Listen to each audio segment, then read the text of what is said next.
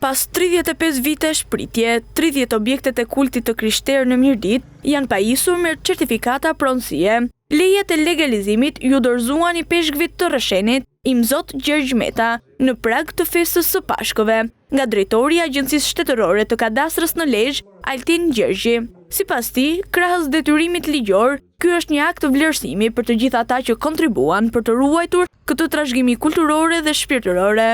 Ky nuk është vetëm një akt administrativ, por është një akt vlerësimi për gjithë ata njerëz që sakrifikuan, investuan për të ruajtur këtë trashëgimi kulturore dhe shpirtërore. Gjej rastin të uroj gjithë besimtarët katolik, gëzuar Pashkët, mirësi, paqe dhe dashuri në familjet e tyre.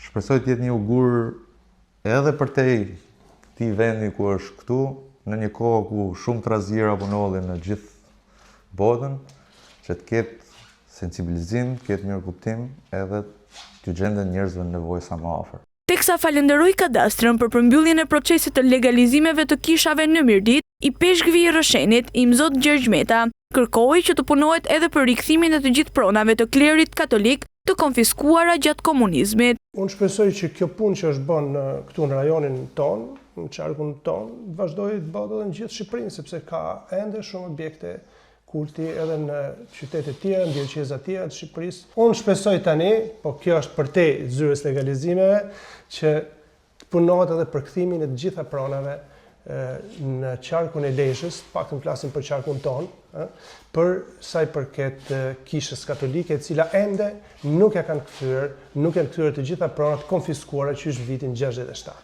Fal punës së 2 viteve të fundit të Agjencisë Shtetërore të Kadastrës në Lezhë, është bërë mundur pajisja me certifikata pronësie 90% e objekteve të klerit katolik në qarkun e Lezhës dhe procesi pritet të përmbyllet plotësisht brenda këtij viti.